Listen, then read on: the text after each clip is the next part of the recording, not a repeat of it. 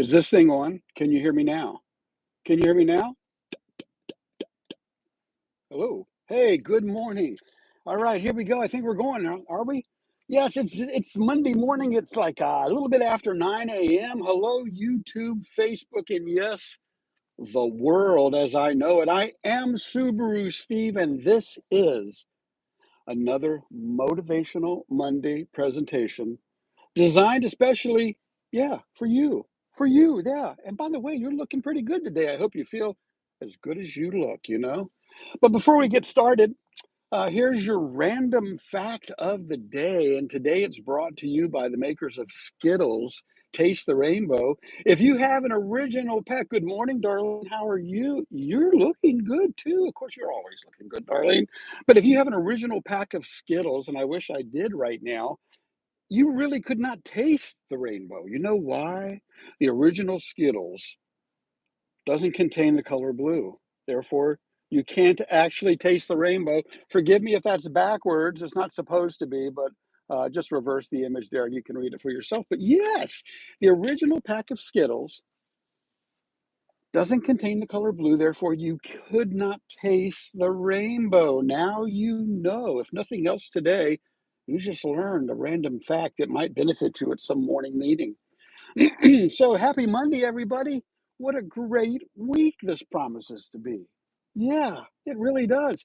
However, if you find yourself in need of just a little bit of motivation, well, then, here we go, right? You see, most of us are motivated by one of three things, right?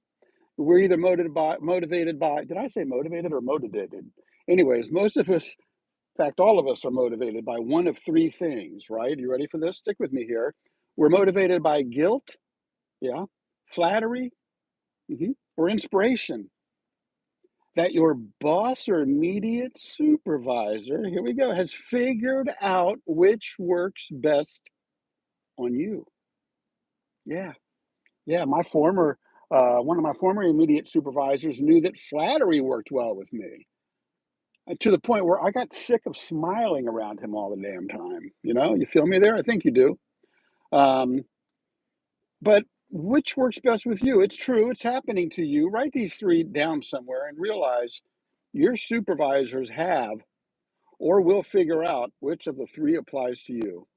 And they'll use it to get their money's worth out of you. That's what your supervisor, your manager, your boss is paid to do.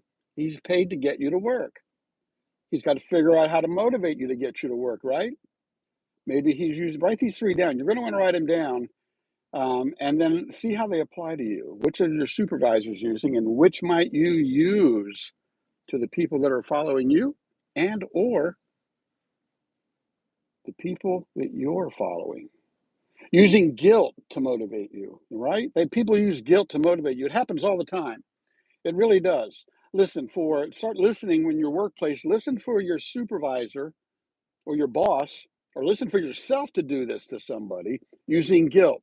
Uh, Listen for things such as everybody else is helping, right? Or they might say, but we really need you know, and or you really owe it to the company, right? Those are guilt statements. They're designed to make you feel guilty to get you to do whatever the boss wants you to do or the company wants you to do. Perhaps you work for someone who smiles at your face. All they want to do is say your name, the backstabbers. Backstab? No, that's not part of my notes right here, but perhaps you work for someone who smiles at your face and praises you, compliments who you are and what you're doing, praising and flattering you until you sheepishly smile out of embarrassment. That was me, right? End this practice by stating the obvious. Look, boss, I'm here to work hard for you, and I really don't have time for endearing statements or praise. That's not why I'm here. Period. Let your boss know you don't want to be flattered, right?